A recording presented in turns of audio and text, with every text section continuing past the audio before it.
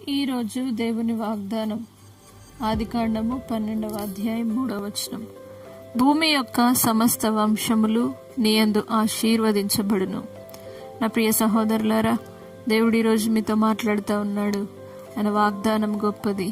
భూమి యొక్క సమస్త వంశములు నీయందు ఆశీర్వదించబడునని దేవుడు సెలవిస్తున్నాడు. కాబట్టి భూమి యొక్క సమస్త వంశములలో దేవుడు తప్పకుండా నిన్ను ఆశీర్వదించి నిన్నును, నీ వంశమును, నీ కుటుంబమును, నీ తదనంతరం నీ పిల్లల్ని దేవుడు ఆశీర్వదించి కాపాడునుగాక. పరిశుద్ధుడా, నమ్మదగిన దేవా, ప్రతి ఒక్కరిని పాసనకు తీసుకొని వస్తున్నాం.